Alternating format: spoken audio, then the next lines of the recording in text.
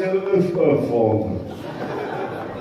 Wir müssen jetzt erstmal eine äußerst unangenehme Tätigkeit tätigen.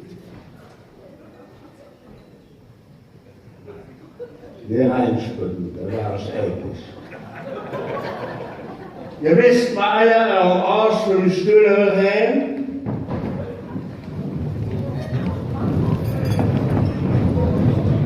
Die Hände nach außen halten, Handflächen nach oben und die Hände nach oben und dabei ganz tief einatmen. Die Luft anhalten, die Handflächen nach außen und wieder ausatmen. Wieder einatmen. Die Luft anhalten. Das kannst du vielleicht über den Tisch machen, ne? Und wieder ausatmen. Liebe Freunde, Bürscherinnen und Bürscher, mit dem letzten Atemzug habt ihr euren Datenschutz aufgehoben. Und müssen wir jetzt zuhorchen. Immer heiter. Wenn einer sowas raushauen tut, dann muss dem das Wasser bis zur Oberkante Unterlippe stehen. Mir steht's auch so weit oben. Ich habe fertig. Ich mache heute meinen allerletzten Streifengang zum Bittenamt. Die Gülste, meine herzallerliebste Schwiegermutter und die Rentenkasse, die müsste gehen. Wenn ich so weitermache, geht die Gülste zur Schwiegermutter und betzt. Bei der habe ich sowieso wie ein bisschen verschissen. Zu Weihnachten habe ich der als Geschenk ein kleines Kärtchen rangehangen, weil es ein bisschen hübsch sein sollte, habe ich drauf geschrieben, ich hab dich ungeheuer lieb.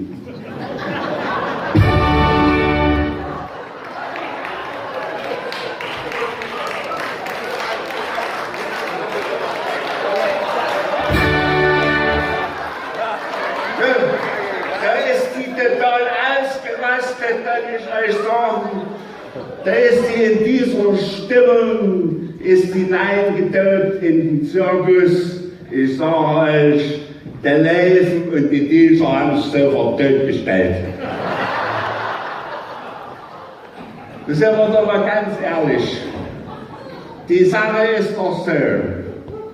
Die Gülste liegt mir schon jahrelang in den Ohren. Es soll endlich einmal ein ordentlicher helfender Rentner werden. Daheim bleiben und kochen und putzen.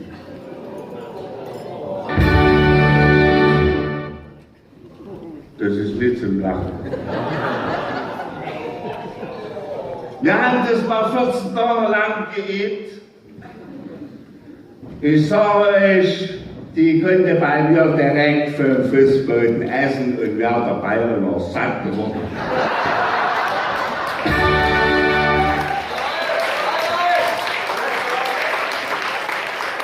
Ja.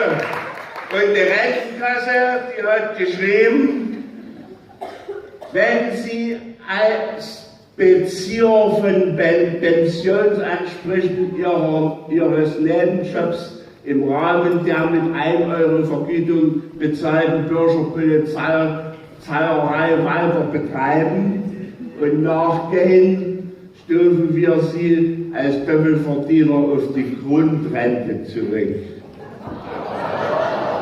Ja, ich sage euch eins, da hätte ich gleich der Arschkarte gezogen, von Haferschleim zum Hartz-IV-Menü. Das muss ich nicht haben. Deshalb muss nun mal Schluss sein. Und außerdem habe ich auch Rücken. Wahrscheinlich habe ich vorne rum ein bisschen übertrieben. Man soll ja, wenn es hinten weh tut, vorne aufhören. Immer weiter. Und vor Freiberg habe ich den Zeugen noch gemacht. Ich habe 4 Euro Bürgermeisterung und 3 Landräten über 20 Jahre lang treu gedient. So ist es Leben. So ist es Leben. Die Fürsten kommen und gehen, das Volk bleibt. Das ist ja was für die Zähne. Es war der Menschen, wenn man sich mal richtig überlegen tut, eine schöne Zeit. Was ich allerdings bis heute nicht so richtig begriffen hat, warum hat der Heinze Konrad damals den Weihnachtsmarkt in einen Christmarkt verwandelt? Bei meinen Streifengängen habe ich es immer wieder auf den Christmarkt erlebt. Es passiert nur Unchristliches. Kaufrausch, Sauferei und Völlerei. Hätte der Papst erfahren, was in Freiberg im Namen Christi passiert, wisst ihr, was da losgeht? Nun nicht. Da wird es vertuscht.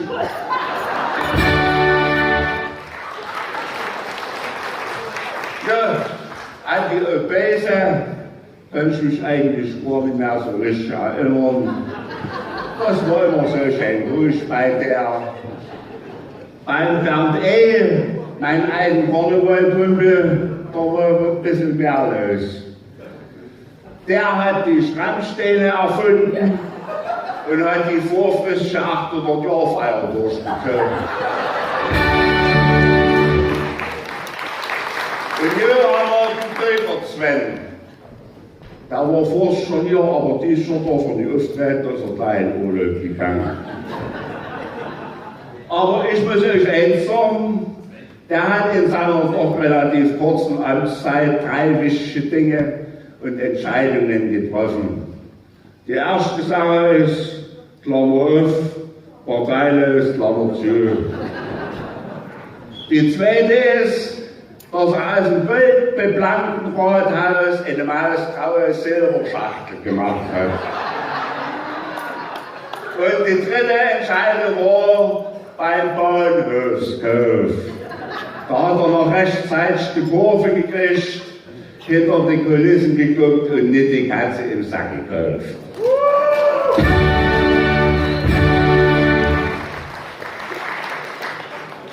Der Bahnhof als Stadthaus. Das so zu nutzen, finde ich keine gute Lösung. Immer wenn ein Zug einfährt, kommt die Ansage, bitte zurücktreten. Bei manchen Stadträten wird das auch angebracht.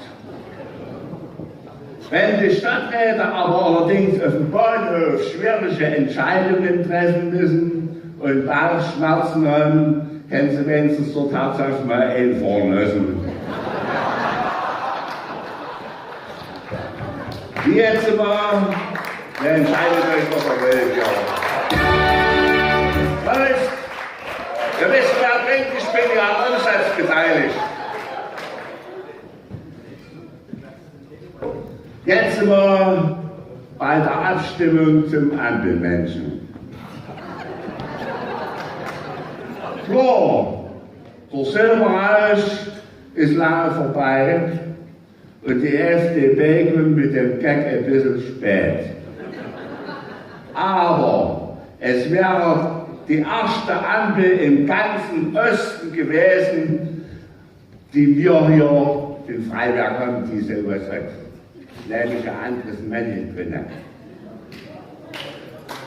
Was mich besonders stutzig macht an der Sache sind die 21.000 Euro, die das kosten soll. Überlegt euch mal eins. 5 Übergänge, insgesamt brauchen wir 10 rote und 10 grüne Scheiben. Das täte ja, wenn man es mal andersrum rechnen täte, für eine Scheibe 1050 Euro ausmachen. Aber das sind Digitalampeln. Da hängst du deinen Rechner an, programmierst das Mail und bist mit der E-Bohrmeistrige fertig. Ich denke mir eins, die verarschen uns hier. Der das ausgerechnet hat, hat es extra teurer gemacht, um die Abstimmung zu verhindern.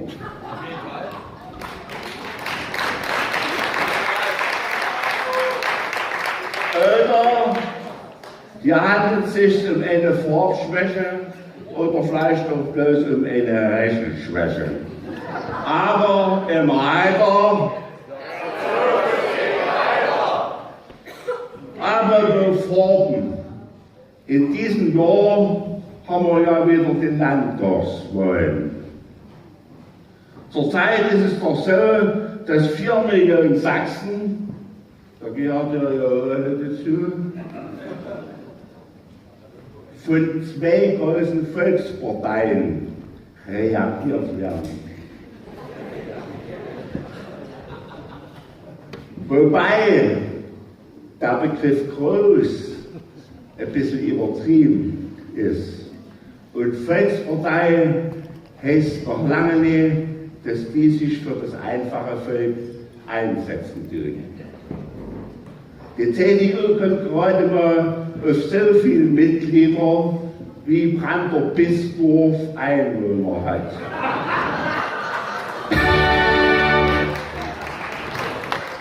Auf Brand bin ich gekommen, weil es die einzige Stadt ist, die noch eine funktionierende Seniorenklappe hat. Und die wird gebraucht, denn wer nicht spurt, wird dort entsorgt. Der SPD hat weniger Mitglieder als Eger-Nickel-Züchterverein, nennt sich aber auch große Volkspartei. Dann haben wir noch die Gelben, die richtigen Roten, die Grünen und die Blauen. Oder sind das jetzt die neuen Braunen? Man weiß es nicht so genau.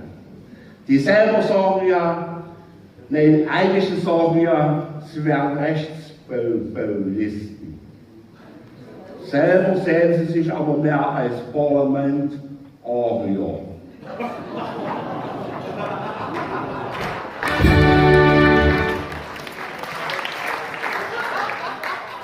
Ihr Gauleiter hat gesagt, das Dritte Reich sei nur ein Vogelschiss in der deutschen Geschichte. Das habe ich mir mal genauer angeguckt. Das sind also 80 Millionen Tote, die diese Verbrecher zu verantworten haben, also ohne Vogelschiss. Ja, dann müssen sie ja in der Kindheit nicht bloß gehänselt, sondern auch tüchtig gekredet haben.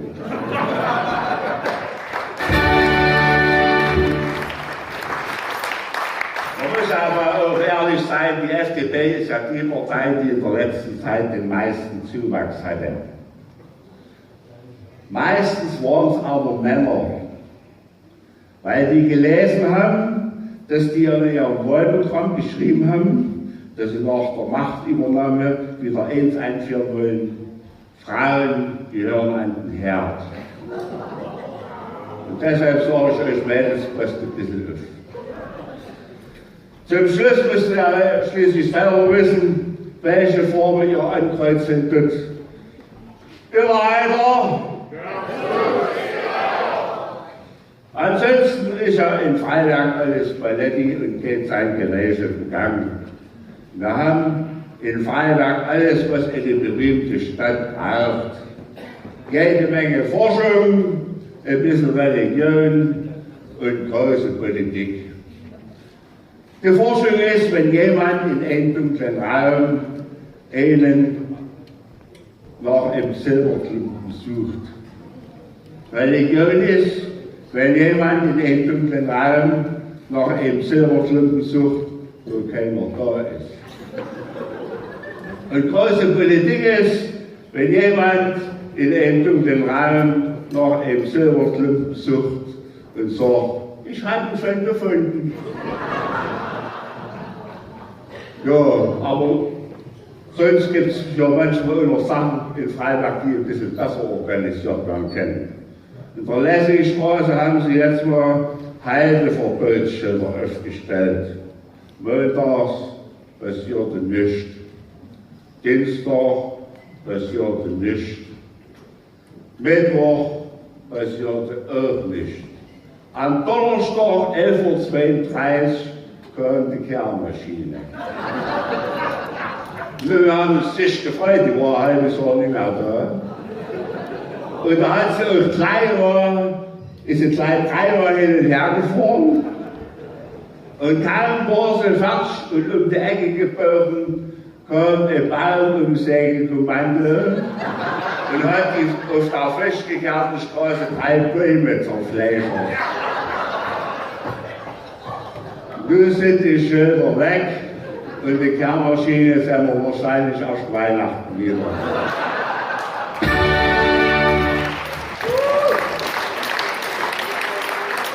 Im Altersburg haben wir jetzt mal 2 gearbeitet. Der eine hat in die Luft gekrochen und der andere hat es wieder zugeschaltet. Da bin ich hin zu den einen und habe gesagt, so, wieso machst du hier ein Loch und der andere schaltet zu? Oh, da gesagt, wir tun Bäume pflanzen. Ich sage, der Väter, was sagt der dritte Mann? Er hat Kohle, da müssen die Bäume reinstellen.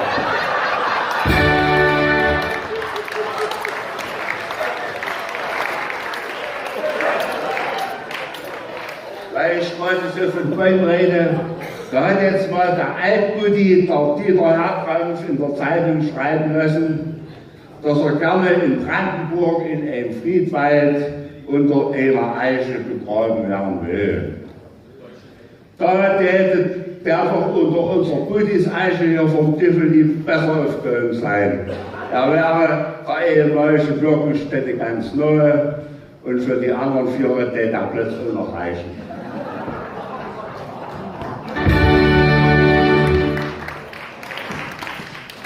Das ist doch so, wenn jemand in seinem Leben für die Menschheit eine besondere Leistung verbracht hat, dann muss er auch gebührend beherrscht werden. Deshalb würde ich den Verhinderer der Umgehungsstraße einen Mittelstreifen auf der Autobahn anbieten.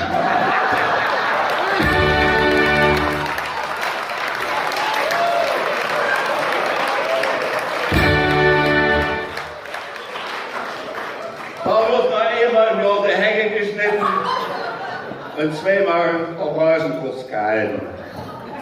In dieser unberührten freien Natur würde er von niemandem belästigt und hätte seine Ruhe.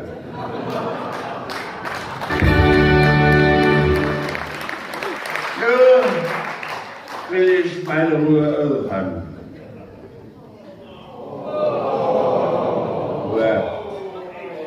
Ich mache jetzt meinen ganz persönlichen Brexit und gehe nach England ins Parlament.